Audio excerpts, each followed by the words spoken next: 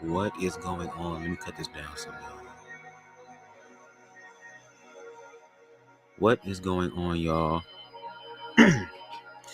It's your dude, BubzDaGawd. Hey, Aries, what's going on? I hope that all is well with you. I swear one of these days, I'm going to stop being frugal and actually buy the actual thing for StreamYard so I can kind of have my own little videos playing and stuff. And I kind of want to have background music like this. But until then, this is what we are rocking with, okay? Just saying. This chapter I don't think is going to be very long, but I am proud of myself for finishing up this book, and I'm glad that I'm reading this book with you all. And I'm learning just like everybody else. I'm no better than nobody. I don't act or feel like I'm better than anybody. I just try to show up as the best version of myself that I can every single day, and realize that there are going to be things that are going to happen to me, that I'm going to experience, that depending on how you look at it, it can either make you or it can break you. So when I read these, well, like I said, we're going to start reading books, but me reading Ascension with you guys, I'm glad that I did it, because one, it helps me to be consistent because I love reading, and the fact that we be kind of getting through these chapters kind of fast, it's really good. But I hope that what I share is able to help somebody. I'm all about paying it forward. I'm all about community for real. To the point to where I'm learning to love aspects of myself so that I can learn to love others and accept others for who they are. We live in a very reactionary world today, um, dealing with our emotions and our feelings. And a lot of times we don't know how to deal with those things and our thoughts. Um, it can get very scary and very dark when you don't know what to do, or you feel like you don't know what to do, or you're stuck, or you don't know what's going to happen next. But I'm grateful for individuals taking the time out of their lives to actually document, to test, and to share certain types of information. Terrence, it's a review. No, it's not a review. It's not a review. We're doing a read through of it. Then the chapter we're reading today, 13, says review. It's going to give a review basically of what we talked about. I guess not tandem. What word am I thinking, y'all? And speaking of words, I'm gonna let y'all know right now. I'm going to stutter throughout this read through. I'm probably going to make up some words because sometimes my mind be working fast. It takes two words to put them together. So I might have to stop and restart again. What I'm saying is that there are going to be flaws during this read through. So if you want like a perfectly spoken, eloquent, fully enunciated, flawless read through, trust me, there are so many other YouTube channels that can offer you that. But I'm doing this in my own way to be able to help other people that maybe the other individuals who are more professional than I am, I'll be able to reach them better than they would. Again, showing the totality of love, that love is everywhere, that no matter where you are in your life, what you're going through, what you're experiencing, there are always elements and pieces and nuggets of love that is there for you in the midst of all of that. Our issue is that we haven't really learned how to look at that for ourselves, to realize that for ourselves and to live it out for ourselves. But that's why I hope this book has been helping you. So I'm going to take another sip of water real quick, and then we're going to go ahead and jump into chapter 13. I am so excited. And yeah, enjoy the vibes, y'all. Enjoy the vibes.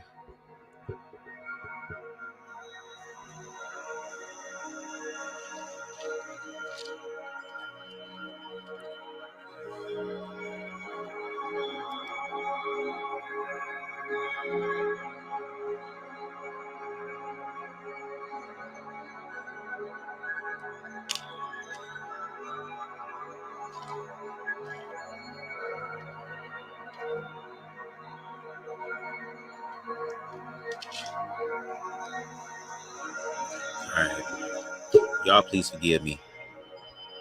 Until my ass stop being cheap and actually buy this damn $20 a month for StreamYard, I feel like I don't want to invest in it right now until I'm really like consistent for real. Because I ain't about to pay no money for something and then don't be using it like that. If I'm gonna pay, I'm gonna get all of my worth. Okay. But hopefully the background music isn't too loud. I hope that you guys can hear me clearly and perfectly. And I hope y'all didn't hear me swallowing that damn water like a bottom. Okay, baby. My throat be a whole power bottom when it comes to water. Bitch, give me all the water. Okay, all the H, the 2, and the O. Anyway, let's jump into it, y'all. Tonight's chapter is chapter 13, and we have one more chapter after this, y'all. So we are almost done. We're almost done with the book, which is amazing. Chapter 13, which is a review. 2 ways to live. Love or fear. Which do you choose? Amber, I hope you feel better. Yes, I'm glad that you're feeling better.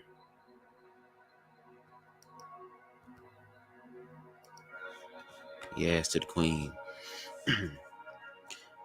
There are basically only 2 ways to view the world. Our relationship with others and ourselves. Let me cut this music up, son. I want to get into my dramatics, get into these effects. Ooh, girl, I'm so gay, and I love it. Every thought... Let me read that again, I'm sorry. There are basically only 2 ways to view the world. Our relationship with others and ourselves. Every thought, feeling, or perception is either based in fear or in love. Everyone we meet, every situation we experience, every feeling we have is rooted in either love or fear. This extends from individual reactions inside each of us to global realities, war, politics, economics, belief systems of all kinds. For example, nations that base their thinking in fear will attack or be attacked by others. Most, if not all, of the countries in the world today are operating primarily from fear. Each year, enormous wealth is devoted to the tools of war. The resultant loss to other areas of human endeavor is inconceivable.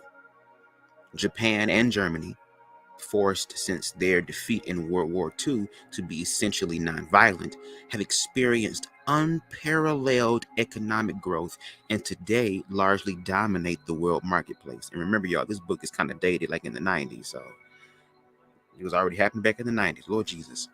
Switzerland, usually at peace with herself and the world since the first clans came together at Lake, I believe the word is Lucerne, in 1291, boast more millionaires per citizen than any other country. Now, how much richer would all be if we had not been such a violent race? But what of aggressive nations? Is it not our duty to protect the innocent? Did not the Nazis and then the communists need to be confronted, contained, defeated? This argument is like examining a single piece of a complex object to discover what it is. Imagine 6 blind men asked to stretch out their hands to feel one small area of an elephant and then told to describe what an elephant is. Y'all gonna hear the pages turn in my Jill Scott voice, okay? One touches only the tusk and declares that elephant is another name for a spear. Another touches the tail and knows that elephants are ropes. The man touching the leg is certain elephants are trees, and so on. Each is perfectly correct in their interpretation of the specific information supplied, but woefully wrong in terms of the whole. Similarly, in terms of world events, If you have already cut off an arm, of course you must apply a tourniquet to keep the patient from bleeding to death. The point is that there was never the necessity of cutting off an arm. Hitler and other political aggressors of history have never acted without help and support from others. If they had attempted to act alone, the mental hospitals would have locked them up long before they could have caused anyone else any trouble. The vibratory rate of the Germanic speaking peoples produced Hitler. The collective desire or race consciousness of the other people of the world created the necessary preconditions for the Second World War, just as has been the case for every war since human beings started having wars. Now, let me share a story of the Ashayas with you. Long ago, there was a beautiful nation, a city-state of unprecedented wisdom and peace. And perhaps, if you look deep enough into the collective memory of humanity you carry around in your DNA, you can touch the sweet memory of this wonderful place. Our most pleasant myths from the past. Now, y'all, there's some words here, so y'all please forgive me. Atlantis, Lemura, Baharata, Xanadu, Camelot are but the shadowy remnant of this magical home. It was more than beautiful. Perfect happiness and peace were the norm. The joy of the people was in following the highest good for themselves and everyone else. It was a land of prosperity and progress, unequaled by anything in our histories or even our fantasies. And the simple truth is that it lasted for a very, very long time. But like the echo of distant thunder, a cloud rose on the horizon of our fabulous paradise. Another people, beyond the furthest borders, envied the wealth and beauty of our civilization and decided to conquer it. Here we made a fundamental error. We could have educated and assisted the barbarians. The world was large enough. We were wise enough. They were as children before our glory. But instead, we chose to respond to them as if they really could have harmed us. We built walls to keep them out and erected defenses on all our borders. In time, because we had given away our strength, our perfect harmlessness, our civilization rotted from the inside. In time, what we strove to protect was hardly any more worth saving.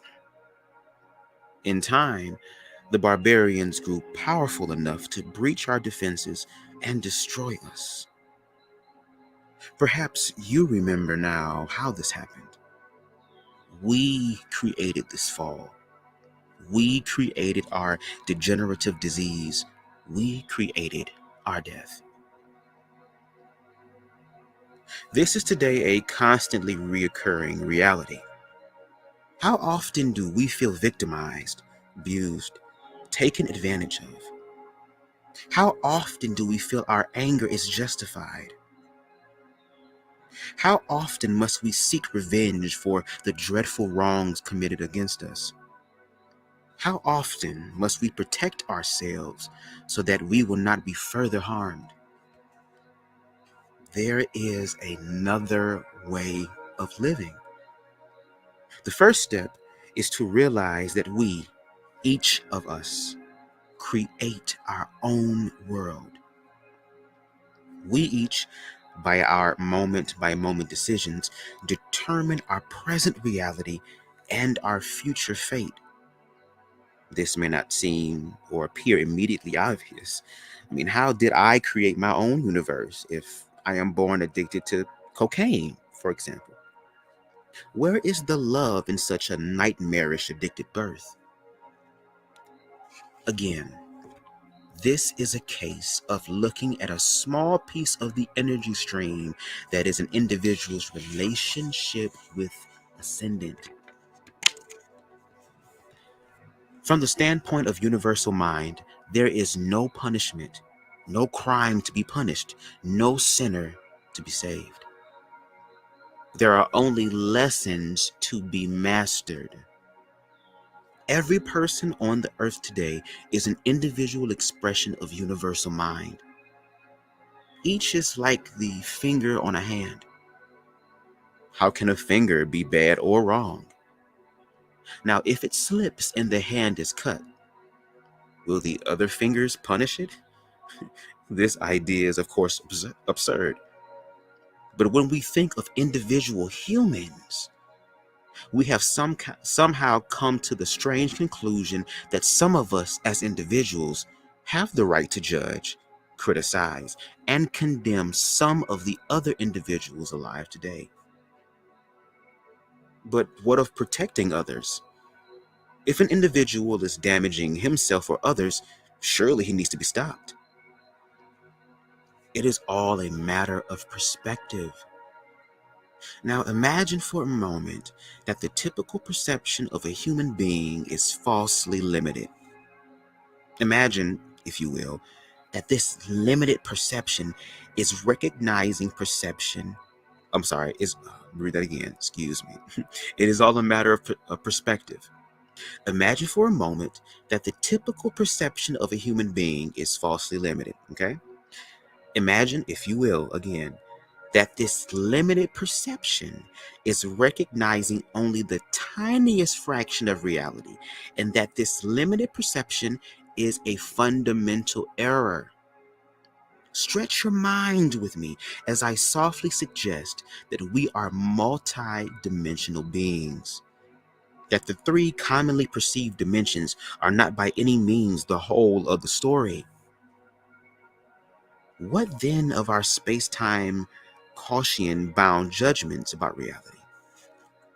Perhaps an analogy will help. Imagine the senses of a being limited to only two dimensions. Now, how difficult it would be to know the purpose of any three-dimensional object. Even the pen in my hand or the book that I'm holding would seem miraculous to a two-dimensional person living on a writing tablet. The point of the pen disappears from the familiar boundaries of the two-dimensional reality. Time flies through an unknown dimension, reappears in a different place, performs strange, incomprehensible actions, then disappears again. Two-dimensional slices of the pen would yield little more information. Cross-sections taken from any place would be virtually meaningless. Even if a map could be made of all the cross-section of the pen, it would still be all but impossible to understand what it is. The two-dimensional beings might think it was God, for the pen performs miraculous, Lord. The two-dimensional beings might think it was God, for the pen performs miracles continually. Or they might think it was Satan, particularly if the ink from the pen was misplaced from their perspective. But they would never understand the pen as we do. The point is that if we as human beings are not in fact limited to the three-dimensional reality of our senses revealed to us, Lord, let me read that again because it didn't sound right. The point is that if we as human beings are not in fact limited to the three-dimensional reality that our senses reveal to us, then the rational laws we have applied to judge guilt and innocence must be false from a higher dimensional perspective. The frightful concerns of the child are seen by the mature adult as being easy to solve. A young boy cries in agony and the fear when the wheel falls off of his favorite truck.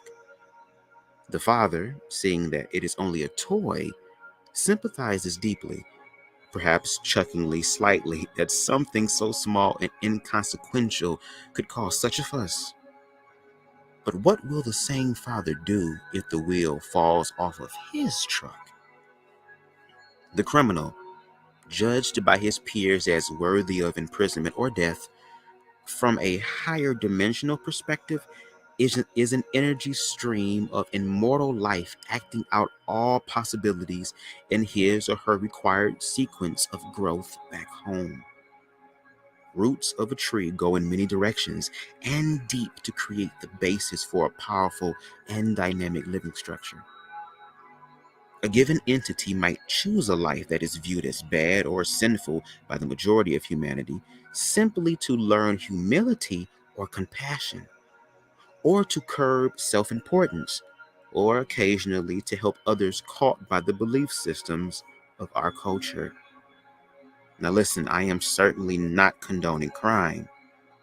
There is no lasting value in behavior that is damaging to oneself or others.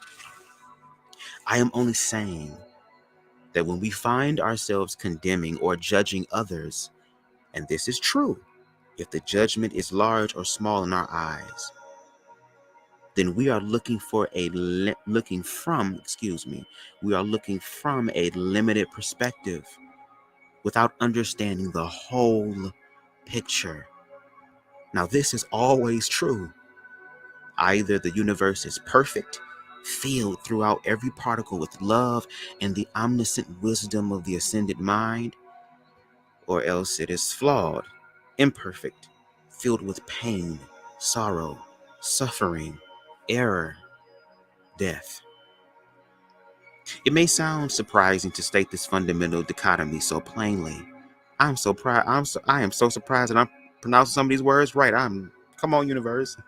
Most tend to believe that although there is much of good in life, there is also much of evil, much that is wrong with our individual lives and with the world as a whole. Crime, disease, war, death. These are indisputable facts of the earth life. There may exist other places or perhaps other times when these realities did not or do not or did not exist, but certainly no one can argue that these intensely evil or at least painful and sorrowful facts are not a part of our world of today. Like it or not, these are the here we go. Indelible markings of a dark and powerful mind working in and throughout our world. Or if these abundant proofs did not conclusively demonstrate a conscious mind of malicious intent, they certainly must at least prove that we live in a universe where natural law sometimes supports and nourishes, but also often destroys. Perhaps so that life as a whole will continue to progress, and perhaps simply because natural law unconsciously functions with no regard for the individual entities affected by its actions. I hope you are investing this inquiry with emotional intensity. If you aren't, perhaps you'd like to see if you can conjure up some resentment or anger or pain. Perhaps you would like to review for a moment all the terrible wrongs of the past and present in our world, or take a moment to recall all the frightful wrongs and injustices you or someone close to you has experienced. Think of the early death of a loved one, of the horrible disease that caught another you cared for and caused him or her or they to suffer intensely. Reflect for a moment how terribly unjust God must be to permit all the pain and agony we human beings and even the plants and animals are forced to experience here on earth. Doesn't it make you deeply sad? Doesn't it make you want to cry out in rage at such an uncaring God? Don't you sometimes sob your frustration to the uncaring void? I mean, what is wrong with the universe anyway? How could these things have happened? Why did God make such a horrible place? If you are now feeling some degree of frustration, for your life or of the life of the world as it is here and now, we may be able to begin to make some progress in this direction. Now, what we wish to Andrew Caldwell, back up, bitch. I'm trying to heal, ho. Leave me alone. What we wish to do is identify the dark feelings, okay, so that we can be free of them. You must be able to see an enemy before you can fight them. Here is another old story, found in several ancient cultures that the Ashayas like to tell. One day, God decided to come to earth to see exactly how his children were doing. He did not try to hide his presence, but went about quite openly as God in human form. Some recognized him at once and greeted him with love, but many who knew perfectly well who he was ignored him, and a few even tried to kill him. Afterwards, when all involved had died as humans, one of those who had loved God as he walked on the earth was surprised to find those who had hated God in his human form and tried to kill him were also in heaven with those who had loved him. What? How could this be? He asked incredulously. Incredulous. It isn't. It is. Oh, Jesus. Andrew Caldwell, girl, I'm going to look. I'm still trying to learn. I'm learning not to judge. I will slap your thick tongue ass, girl. Back it up. I am not the pastors you slept with. I don't like women's like you do. Back it up. Get off my tongue. Again. How can this be? He asked, incredulous. Is it not better to love than to hate? Assuredly, God answered, smiling. But I prefer being hated to being ignored. But I prefer being hated to being ignored. Hate is at least a movement of energy.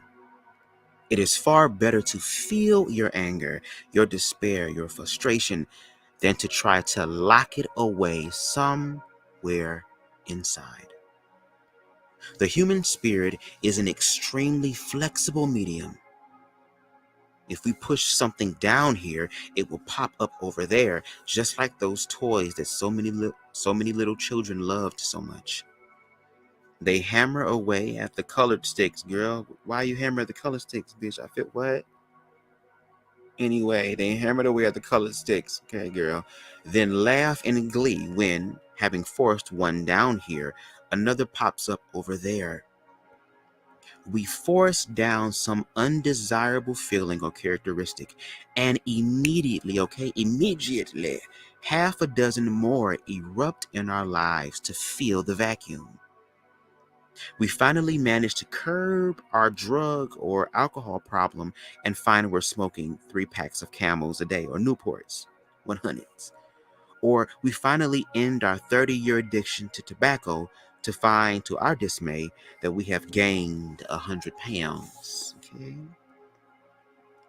Repression alters and twists our thoughts, feelings, and behaviors. Honest recognition and release, frees us from future suffering. The human mind does not like to be forced. Here they go with another story. Here's another story from the Ashayas. It didn't have nothing to do with no damn colored sticks being broken and stumped. Once a king of a city-state was bothered by monkeys. Okay, girl, I don't like where this going. Like I said, what's going on? Okay? They were so numerous and bothersome that no one could do any business. The crops were continually being eaten. The merchants' wares were constantly being stolen. And artisans' crafts were forever being molested. Ooh, what? The king, desperate for a solution, committed to full resources of his realm to the extermination of the monkeys. But for every one killed, it seemed 2 more came from the jungle. A vacuum was being created that the monkeys kept feeling. It was hopeless. His realm bankrupt. The king ended his life in poverty and despair. His eldest son had watched all of this in dismay. When he ascended the throne, he decided that rather than trying to kill the monkeys, he would see if there was some way to have them be of assistance to the kingdom. His first act was to try to befriend them. He planted grove upon grove of bananas and plantains. A surprising thing happened. The monkeys were so busy enjoying the fruit that they stopped having time to bother the citizens.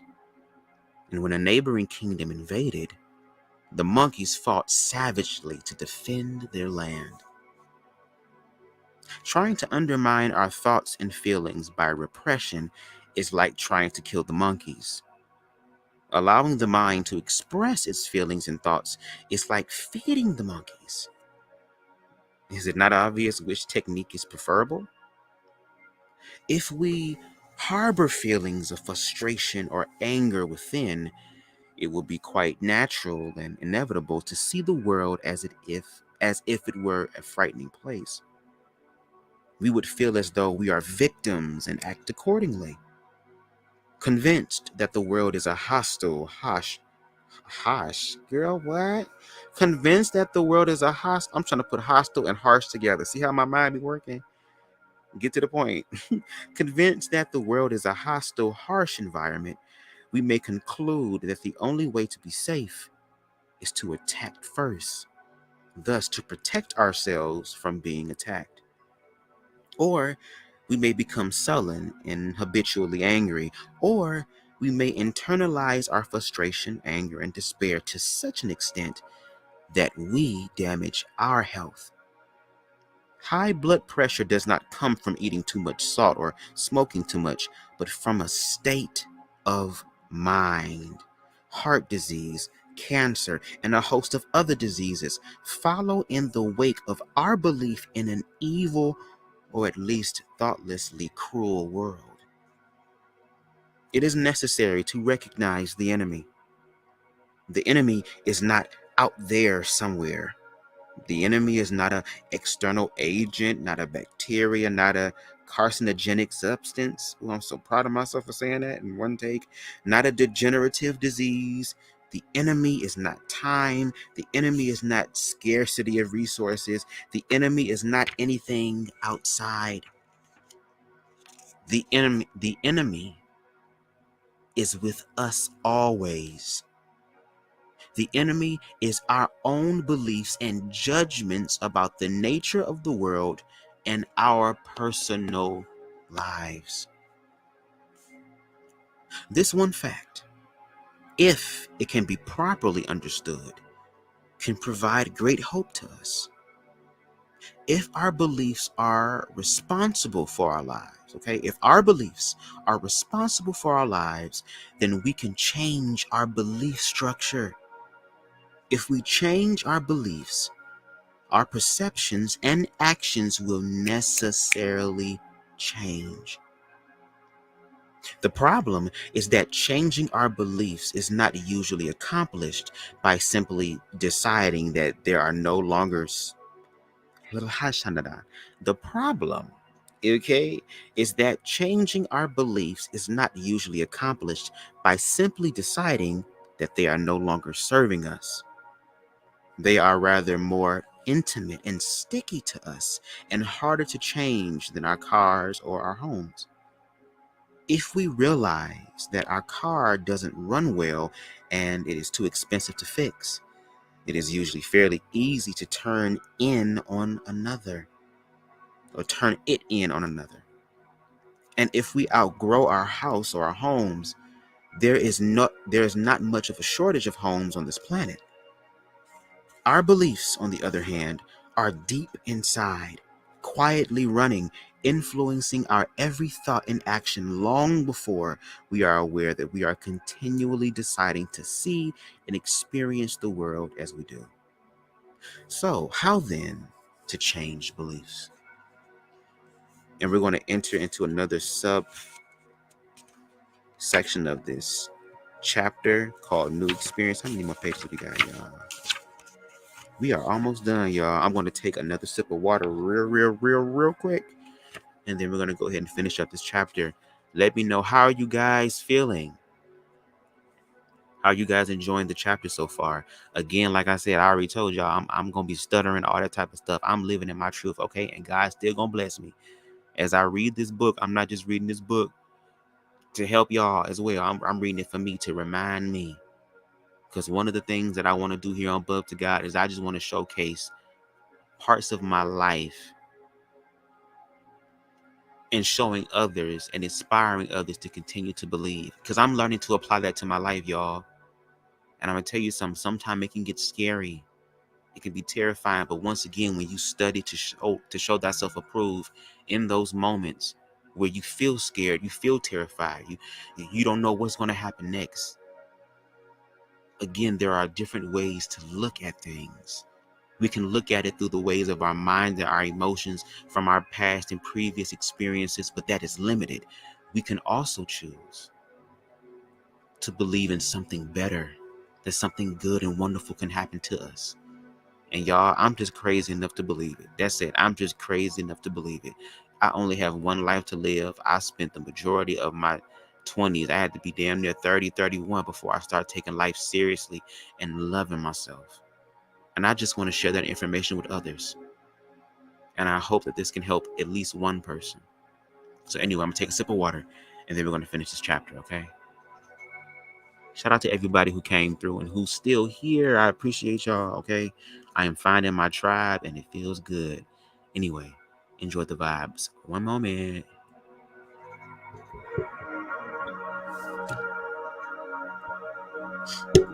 Oh, Lord.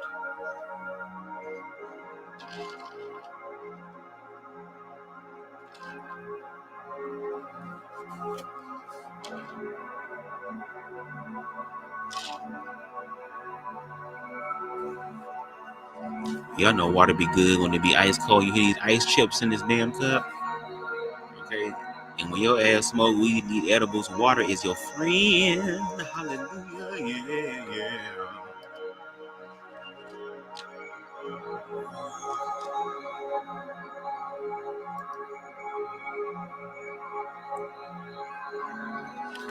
Oh, Lord.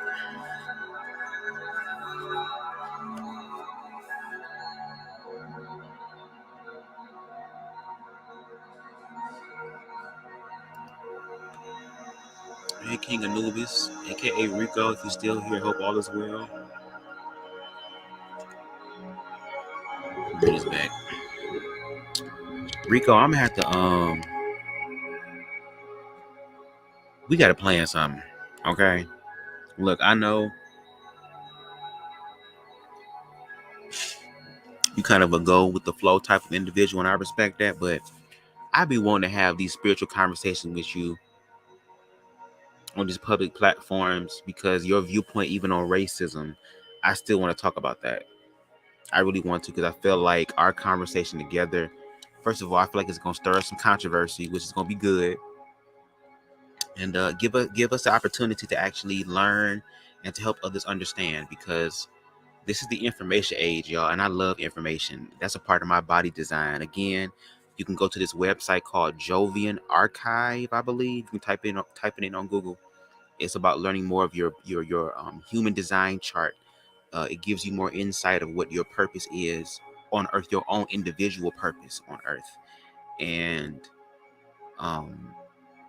one thing a wise mystic told me, and it's so true now that I'm experiencing this in my life, even on a small level, and just preparing myself for greater levels.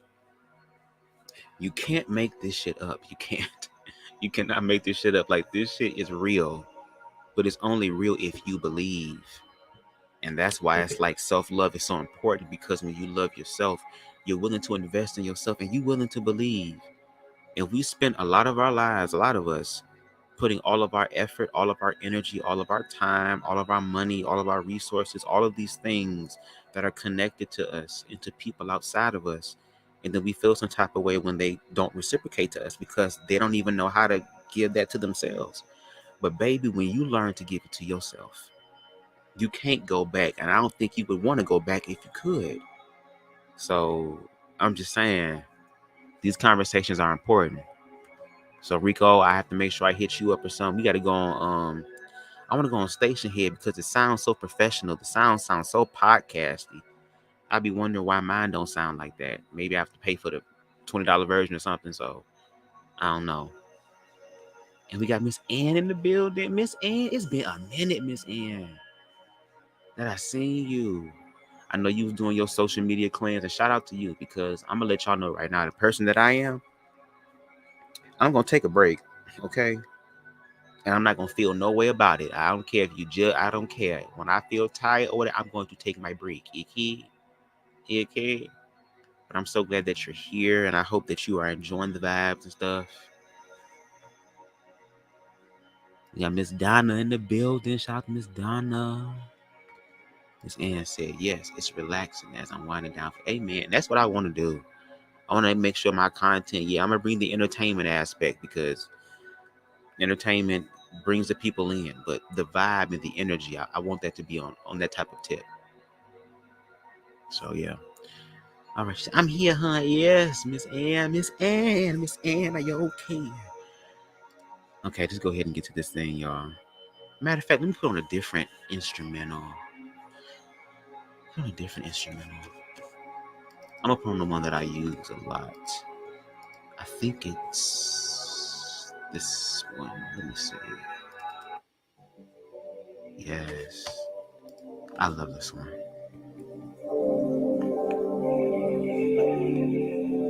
If y'all want to hear this instrumental and some of the other instrumentals that I'm playing, there's a YouTube channel by the name of Cosmic Perspective. Okay? Cosmic Perspective. And the name of this instrumental is I think it's taken, like the chord progression is taken from the song Use Your Mind by SWV. And of course they ended up putting their own little spin on it. And I love the way he does it. Like, this is music that I can smoke to, talk to, be intimate with. Like, oh my God.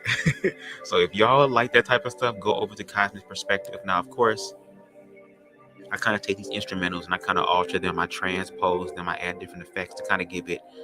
I listen to it to kind of feel the vibe for myself before I share it with you guys because, y'all, I'm dramatic when it comes to that. Okay, presentation. When I'm really into it, I'm gonna do it. Okay. But let's jump into this because I'm really feeling this instrumental. Okay, the next subchapter is called New Experience. Is y'all ready to experience something new? Okay. Typically, beliefs change as the result of new experience. How does new experience come to us? The first step is to introduce a faint doubt in our rigid belief structure. A small spark can start a huge fire if the conditions are right. The small spark needed to burn our old belief system and transform our lives is the faintest feeling deep inside that maybe everything that we have thought and believed about life and the universe is false. I mean, what if, after all, there is more to life than we have yet perceived or understood? What? Oh, Lord, my mic stuff. Hold on. Jesus. Okay. Here we go. Now, what if, just perhaps, that we have been listening to for what? What if, just perhaps, those that we have been listening to for all these years really do know next to nothing? What if our potential reality is actually so much more rich and wonderful than we have ever dreamed? I mean, what if? With even such a quaint. See, I got quiet and faint. My mind is reading so fast. I feel like my mind is a stenographer, girl. Just type two keys and put the words together. So that's a part of BubzDaGawd.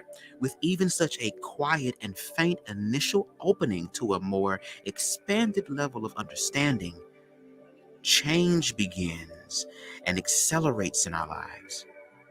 Books start leaping off the shelves at us, as if by magic.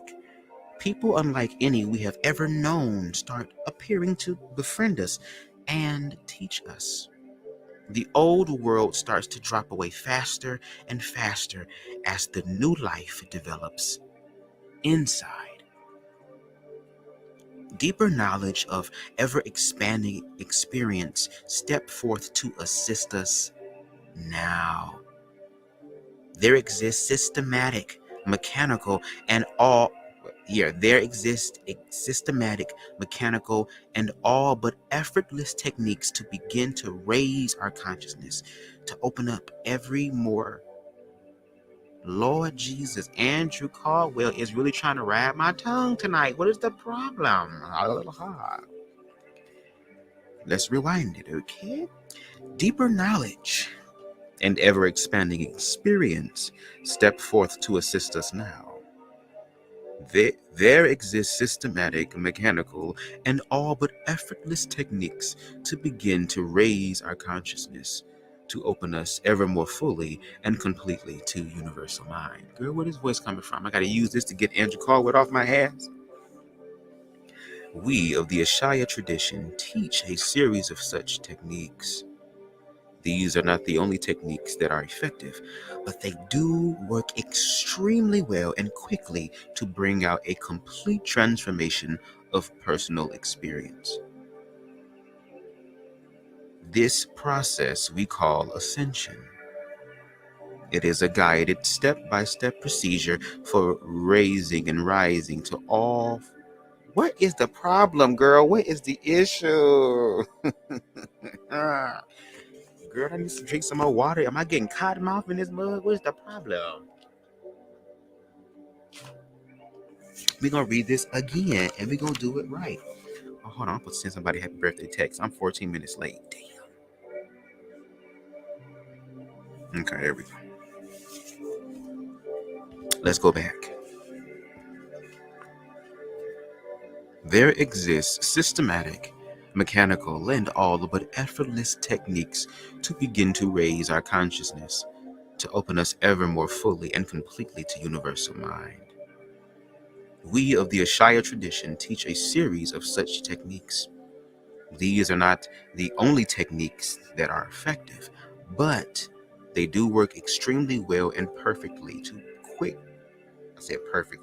extremely well and quickly to bring out a complete transformation of personal experience. This process we call Ascension. It is a guided step-by-step procedure for rising to a full appreciation of universal mind. The practice is not in any sense difficult. It is normally practiced for a few minutes 2 or 3 times a day. Introductory courses are offered during the weekends or weeknights by appointment. The result of these courses are immediate, obvious, profound. Intermediate courses in Ascension are also offered. These typically range in length from a week to 6 months. These courses extend and stabilize the ability to experience and utilize the Ascendant. 6-month in residence courses to train teachers of Ascension are available every year. The world desperately needs the knowledge of how to rise effortlessly beyond self-defeating beliefs and judgments and experience the full potential of the individual life. Fully enlightened teachers of Ascension are needed everywhere now. Okay, girl, I hope you're not recruiting right now. You said in this book you were going to do all that. You giving information, girl. We try to get the information. There are no requirements to practice Ascension. It is not necessary to change any beliefs. It is not necessary to change your lifestyle. It is not necessary to change your habits. It may be that you will be one of those who quietly enjoys the benefits of deep relaxation, improving health and expansion of consciousness without engaging in any courses after the first. That is fine. There are no pressures from our side to take further classes or even to continue ascending regularly. The suggestion is simply for you to come, try an introductory course, and if you wish to leave it at that, so be it. But if you wish to pursue it more deeply, that option is also available. We unreservedly recommend this knowledge to everyone. In our experience, everyone can benefit from it. Ascension is a gradual unfolding of knowledge through experience. Each of the courses offer techniques which are more advanced than the preceding. The rate of progress accelerates through each of the courses as the individual's level of stress diminishes and the experience of consciousness expands. Even though this is true, the first technique offered in the very first course is sufficient to enlighten anyone, regardless how stressed, depressed, or pessimistic. The advanced techniques accelerate progress but are not required. The first course is sufficient to bring the light of the ascendant fully to conscious awareness for anyone who is willing to practice the technique regularly. The reason this is so is because the ascendant is universal. It is found inside as well as outside of everyone and everything. Since this is so, two things are surprising. First, why is the infinite light of the ascendant not the common experience of everyone? Second, why should a technique of any kind be required to experience it? Habit is an answer to the first question. It is our habit to use our senses in an outward direction. Whenever we open our eyes and see, whenever we touch, hear, or feel, these are vertically outward motions of the mind. This is the first lesson the infant needs to learn in order to interact with the environment. Those who fail in developing or retaining this outward direction of the mind end up in mental wards. It is also our habit to think in a horizontal direction. That is, we think about things. We contemplate the nature of reality. We daydream. We flow around the surface of the mind thinking about life. One purpose of school is to develop this horizontal angle of the mind. Both of these directions of the mind are considered normal, common, routine, completely natural. But we often believe that the only remaining direction vertically inward is difficult or impossible and must require tremendous ability to concentrate or control the mind. Rarely do we allow our perceptions or thoughts to move vertically inward to seek more abstract or universal levels of understanding. And yet, how can this be difficult? The frequency of peak experience is an indication that it is not hard to develop the mind. People everywhere throughout history have tasted higher consciousness. Their experiences have come at the most peculiar times and places. Over a crowded desk, staring at the stairs, Lord Jesus, Andrew, staring at the stars in January, at the beach, during childbirth. The catalog is as endless and extensive as is the human race itself. All that is necessary to begin to move to higher levels of consciousness is to begin to retrain the mind to move vertically inward. Now, why is a technique required to learn to regroove the brain into a new inwardly vertical habit pattern? This is like the art of speaking. Learning to manipulate our breath, vocal cords, tongue, and mouth in such a way as to communicate meaningful symbols to other similar beings is something we naturally learn to do. This is something we take for granted. Yet we had to learn how to do it. It never ceases to amaze most of us how small children of other countries speak fluently a language that we as adults, only with great effort, can poorly mimic. It is not difficult to speak, but we have to learn how to do it. Similarly, with walking and any other acquired skill. Certainly, these activities are for all practical purposes natural. Certainly, these activities are for all practical purposes natural, yes. Just as certainly, we had to learn how to do them. The mind is a wonderfully complex machine that can be trained to do a staggering variety of things. Just so, it can be trained to move vertically inward. The techniques of Ascension accomplish this. The mind can easily be taught to experience the ascendant. That a technique of some kind is required to do this is not literally true. There have been numerous examples of rapture or spontaneous experience of at least a temporary movement in the direction of the ascendant throughout the world history. Even a short experience of inner light, of perfect peace, of unlimited joy, of knowingness frequently changes the experiencer permanently. Even a short experience of inner light, of perfect peace, of unlimited joy, of knowingness frequently changes the experiencer permanently. Massive belief systems are often created or adopted from the most temporary of flashes of altered perception.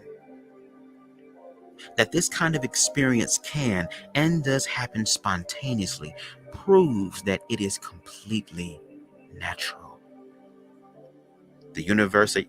Lord have mercy, the universality of the experience is demonstrated by the fact that practically everyone at some point in life has had at least a taste of higher consciousness. Almost all of us have had at least a glimpse beyond the veil of relative life. I might be so bold as to say that everyone has had such an experience, but some of us have chosen to forget it or misinterpret it. The reasons for this inability to recall may vary from individual to individual, but are usually based in fear. When I was young, in my teens, I often experienced higher consciousness knocking on my door when I was studying late at night in the kitchen. It was the warmest room in the house and perfectly quiet after everyone else was in bed. With my books spread out everywhere all over the kitchen table, quite often I had to force myself to read them or write my assignments, for I felt a huge presence just outside the room that wanted in and wanted to be recognized. Why? I did not know, but it was terrifying to me. This force was huge, awesome, powerful, and it wanted me to be aware of it. Now, was this the devil, girl? Was it a disincarnate spirit? My father, perhaps, returning from beyond the grave? Or was it a demon? Only years later did I learn that I was afraid of my own higher self trying to open the locked doors in my mind. I believe this is actually a common experience. I believe also that many people may have been so terrified by similar experiences that they have tried to shut down their minds into extremely narrow and rigid boundaries. One tragedy of modern life is that so many have so well succeeded in their attempt. The world would be a much healthier place if these individuals, who are actually quite highly evolved, would give up their fear of their own perfection. That just slapped me in the face and kicked me in the throat and the balls, okay, and stepped on my big toe. They would then start to be part of the solution instead of the problem. Hey, Miss Spicy, what's going on? The peak experience is common in the human being, a natural fluctuation of consciousness. But to make it regular and repeatable, to make it a permanent, all-time reality that is welcomed and accepted and enjoyed. Read that again, girl, because it's tongue, girl. It's do some of this water, bitch. Girl, what Andrew Caldwell say? Where your math? Where your math? Where is your scooter? Lord Jesus, please, please, please bless that Psyduck Pokemon, Lord. The peak experience is common in the human being, a natural fluctuation of consciousness. But to make it regular and repeatable, to make it a permanent, all-time reality that is welcomed and accepted and enjoyed, two factors are required. I'm gonna have to find this shit on ebook or something because I need to be in one place. Two factors are required. Oh, we about to be at the end, y'all. Are required by most people. First, it must be understood. Okay, that's the first thing. Few of us willingly accept a stranger into our homes without knowing something about him or her. What is the experience of higher consciousness? Why does it... Lord, let me do it again. Few of us willingly... See, I'm still with my own perfection. See how I'm working it out, y'all? I got to work through it. Few of us willingly accept a stranger into our homes without knowing something about him or her. Now, what is the experience of higher consciousness? Why does it occur? What value does it have? If the answers to these questions are mastered, there is no difficulty in flinging open the doors we have bolted shut. The experience of higher consciousness rushes in like a river after the dam containing it has broken. The second requirement for stabilizing higher consciousness, required by most, is a practical method to systematically train the mind to experience the inner light. Now, what must such a technique be like? First, and ideally, it will not engage our belief systems. If the experience of higher consciousness is in fact universal, it should be capable of being experienced by anyone from any religious, political, or economic background. And the techniques should not be so complex that only those with great giant intellects can utilize them. Nor should it require such transcendental devotion that only those with wonderfully exalted hearts can pierce through their ignorance and touch the heart of God. The universal requirement of this age is that the experience be open to all. Anyone from any walk of life should be able to practice the techniques and derive the desired results. Another all-important reason for not involving our belief systems is that it is exactly our belief. Read that again. Another all-important reason for not involving our belief systems is that it is exactly our belief systems, our habits and judgments about the nature of life, that are keeping our experience of life exactly as it is. Something new is required to break out of the mold of our past. The aha experience comes from unexpected, dramatic, and thorough change of perspective. Without warning, the old habit patterns are relaxed and a different vista is revealed. This is sudden, complete, wonderful. The Ascension techniques fulfill their requirements. They are systematic. They are simple to understand and practice. They involve no changes of beliefs or lifestyles. They involve no beliefs. And they are wonderfully effective at removing the stresses that block the perception of inner reality. Regular practice of Ascension produces manifold changes in life based on personal direct experience. The invitation is to try an introductory course and see for yourself. Practice the first technique regularly for a month or so and see what happens to you. Many others have reported wonderful growth and improvement in every area of life from Ascension.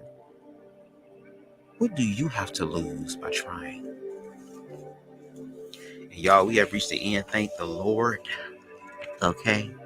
Because I was doing good. I found my stride, girl. But that's one thing about me. I'm such a people pleaser.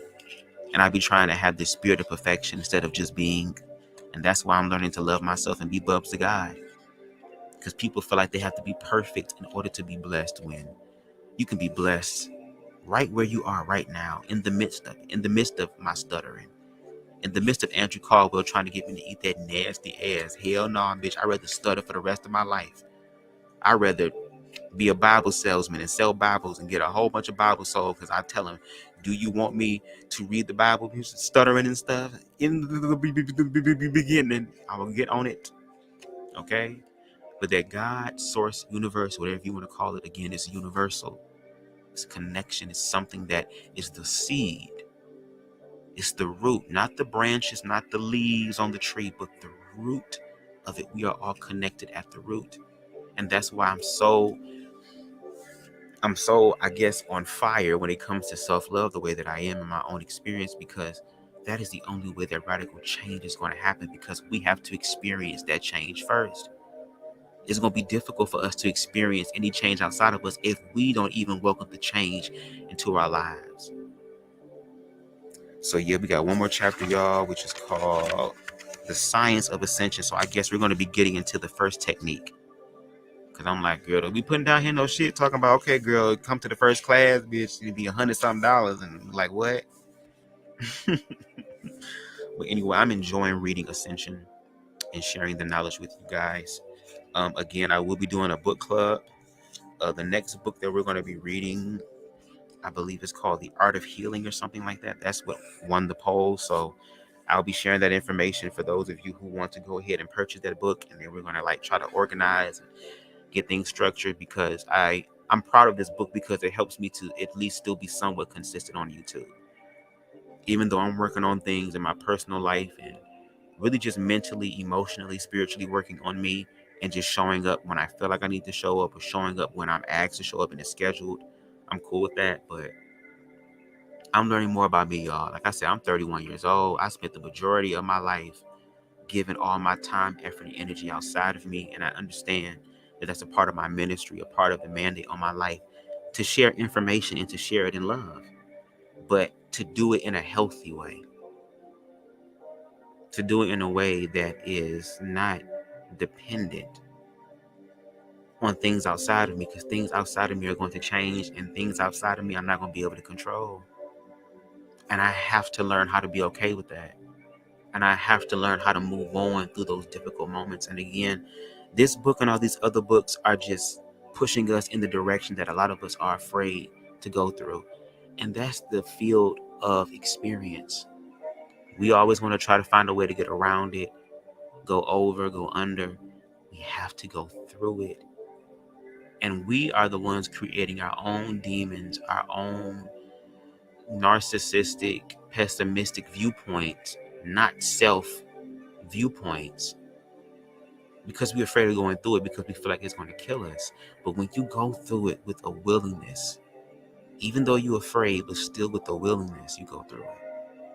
And you learn, and you choose to look at a different perspective. I read somewhere, I don't know if it was in a book or a meme or something, but it said, in order to slay a dragon, you have to look at it from multiple angles. If you just go head on, you're limiting yourself. You have to get a 360 type of idea about it. And a lot of us are afraid to acknowledge our own insecurities and our own fears.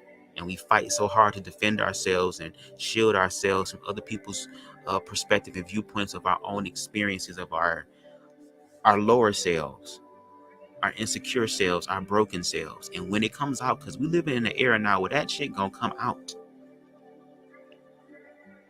What that one mystic say? Look, everybody being exposed, okay?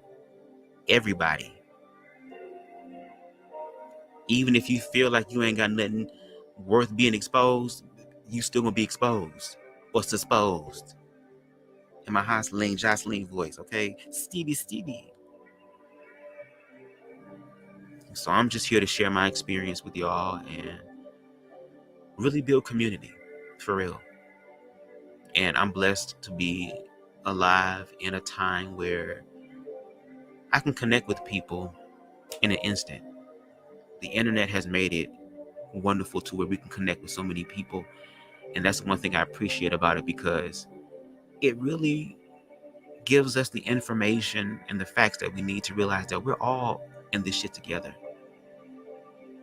And that the lines of division that were once there are being removed. And we're so afraid of that because we don't know who the hell we are outside of those lines. We become so comfortable being in those lines, being in those spaces. But when those lines are removed, we stop being scared of each other. And that's why I do my best to spread self-love and apply it to my life and apply it in every aspect of my life. And to believe it for other people who may not see it for themselves or don't even believe it for themselves. Because I know for myself. And baby, everybody want love. I don't care. Everybody want love. Everybody want attention. And we're going to touch on this a little bit. Even the whole Jeffrey Dahmer thing, because everybody talking about it now. And it's so crazy. Like, I'm just going to say what's in my spirit. Fuck it, I'm going to say what's in my spirit because I just feel it. The Jeffrey Dahmer story has been done multiple times. Multiple times. Then it had multiple movies, multiple documentaries. It's so many of them.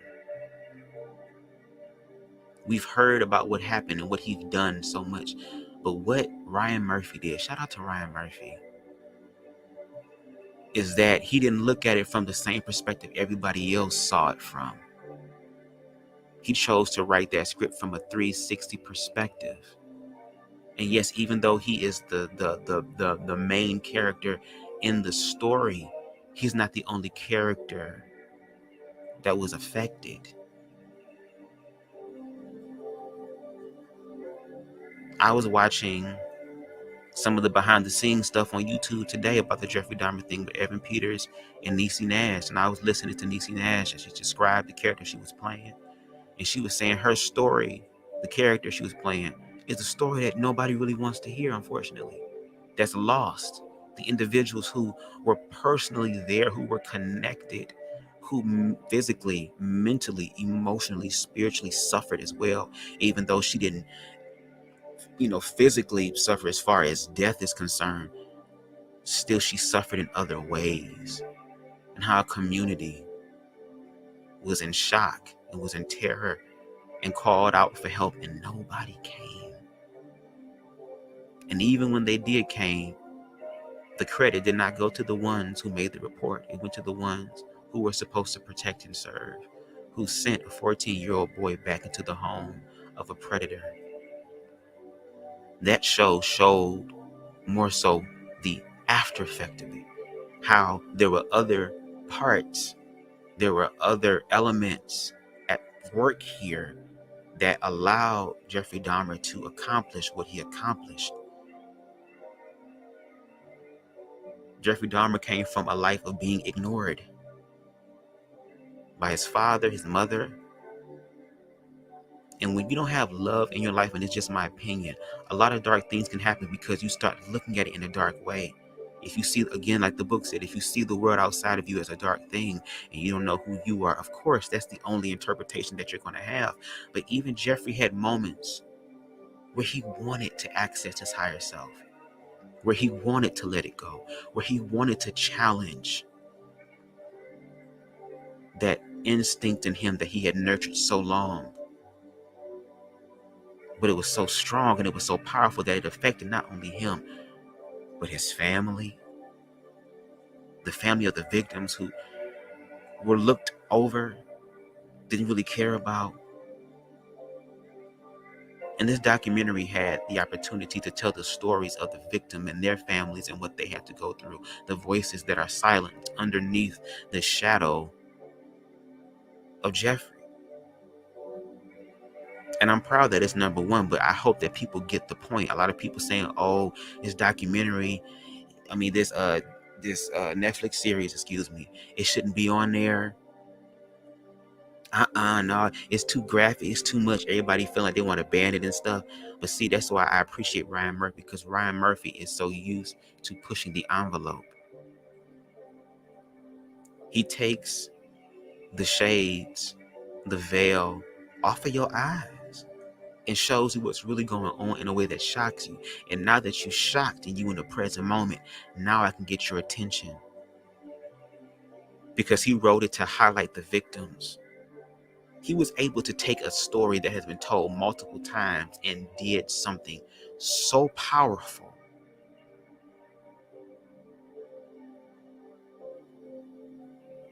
And that's going to happen more and more because we live in a reactionary age.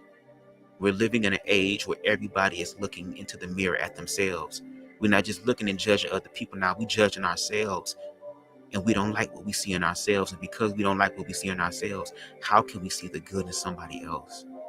And it sounds so simple, and it sounds so corny, and it sounds so cliche, and it sounds so tree hugger and marijuana like, but it is the absolute truth. And like Spicy said in episode 6, there was an individual who was willing to see Jeffrey in a different perspective, to trust him so willingly. And there was even a moment when he left the first time before he came back into the apartment, and unfortunately, it transpired to where he let him live, let him go, because maybe he will come back. See, he was challenging things about himself. All he wanted was somebody who was going to stay, and at least to him, that roadkill. It's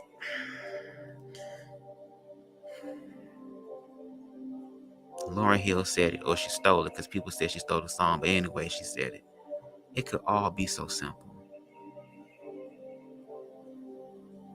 but we'd rather make it hard. And it gets to a point to where you have to realize it don't have to be hard if you don't want it to. That at any moment, at any time, you have the choice to make a complete 180. You have the opportunity to turn around and go a different path, a different route, a different way. And that even when you're on a path that you're afraid to get off, there will always be signposts. There will always be people. There will always be symbols there to just give you information, because you have free will. That is what you are gifted with. That's your inalienable right that nobody can take away from you. Like a lot of the people that I give commentary on and they be getting all snarky and stuff, at least I'm happy that they're operating in their truth, because we have to learn how to love and appreciate the truth and look at the truth in a different way, because a lot of us can't handle the truth. We run away from the truth. We suppress and repress the truth. We deny the truth and then feel some type of way when the truth again comes up in other areas of our lives. And that's something we all gonna have to learn how to deal with, because we're also human beings. We have to learn how to find the balance between the God and the man in us. And for me, I just believe it. I believe it for myself. I've never ever felt a level of awareness like this, even when I was in church. Because even in church, I mastered church. I mastered what to say. I mastered the atmosphere. I was able to perform and put on. I was able to play a role. It was so easy to play it, to where there were opportunities for me to grow, but I was afraid to, because what if they found out about me being gay?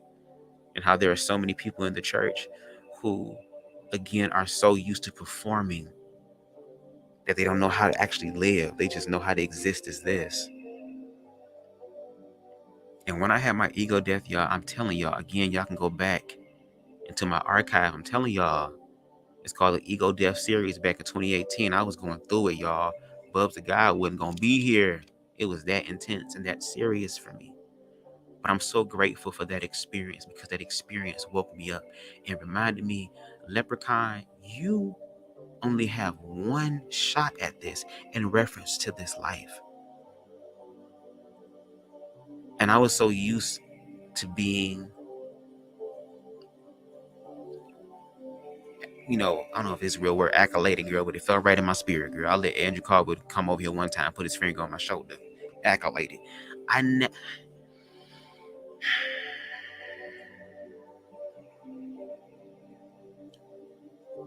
It was to the point to where, and this is even what I deal with too, they usually say those who are fit to have, I don't even want to say it because I don't know if it's judging, but again, it sounds right to me.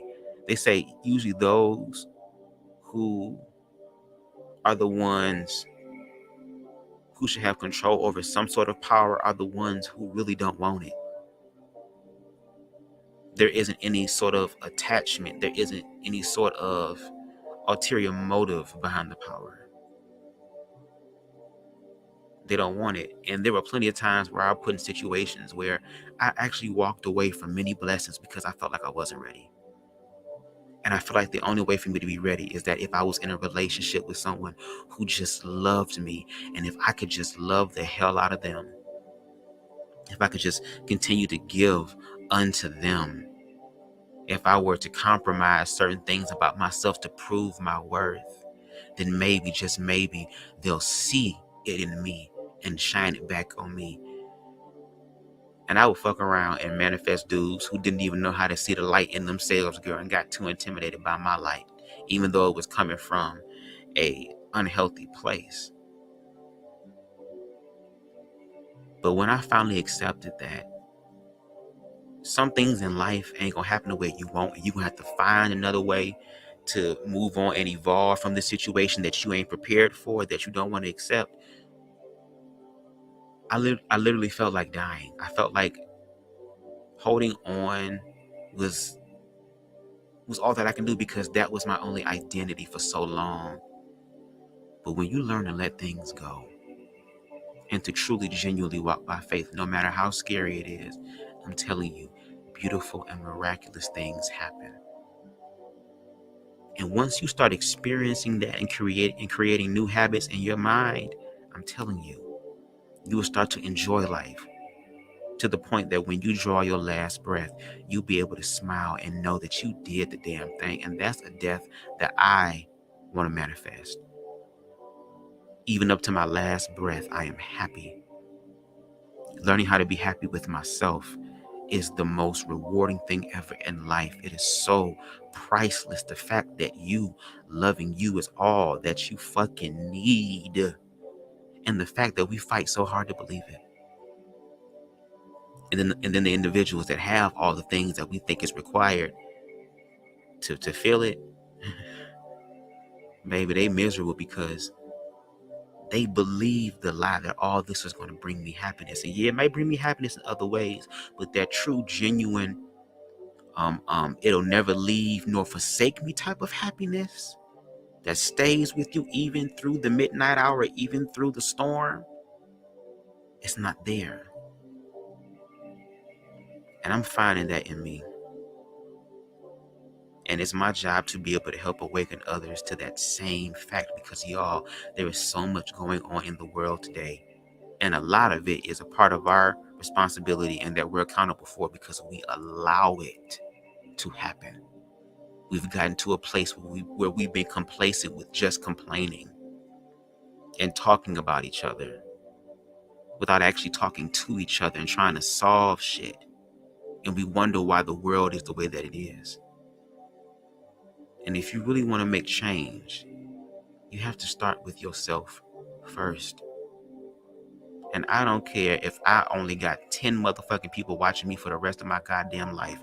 If those 10 people touch and agree with what I touch and agree with in reference to self-love and all that, baby, you know how many mountains that we can move? Love yourself and watch the universe unfold to you in such a beautiful way. And I'm telling you this from experience. Don't take my word for it. Experience it for yourself. That is the only way.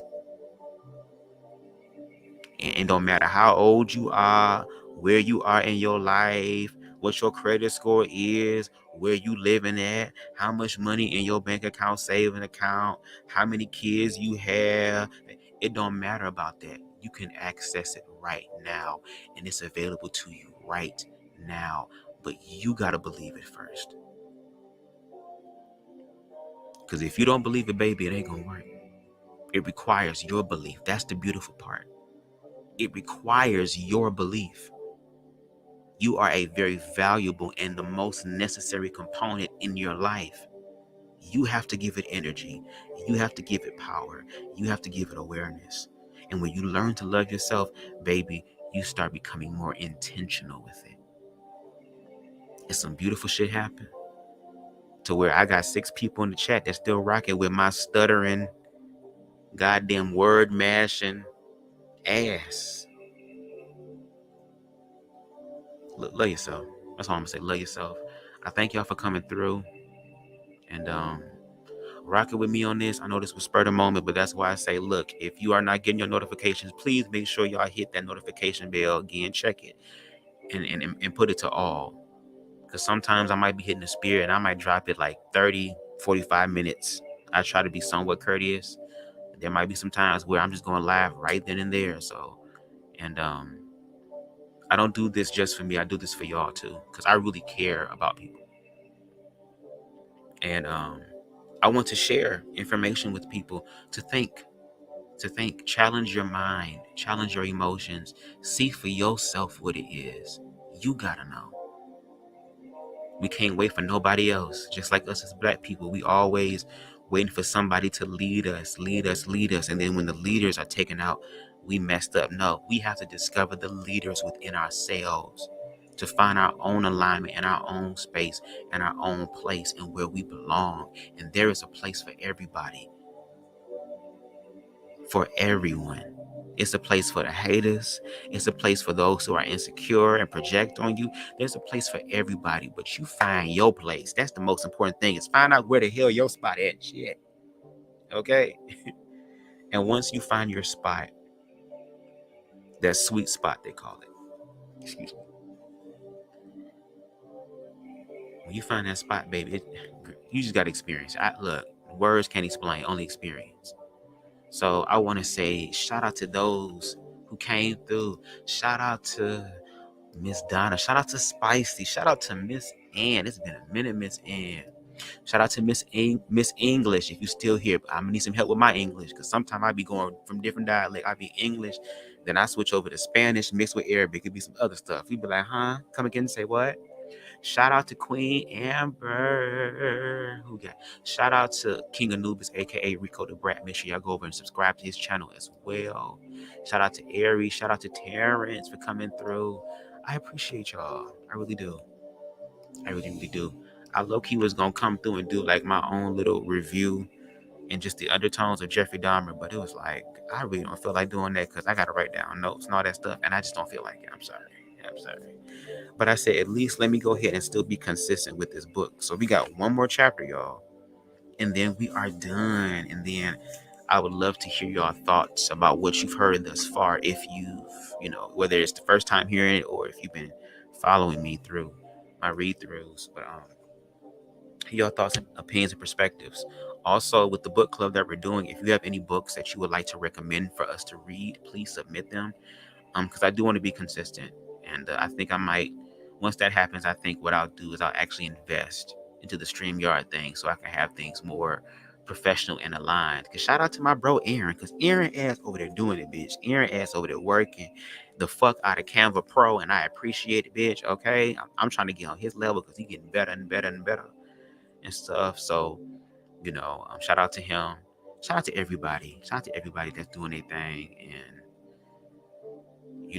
manifesting what's them, what they have, what God has for them, okay? Because what God has for you is for you. And once you realize that, bitch, you ain't got to be stressed about nobody, okay? So anyway, y'all have the rest of a good morning. Enjoy y'all weekend, and I will come back to y'all soon. Let's ride out to this instrumental. Baby.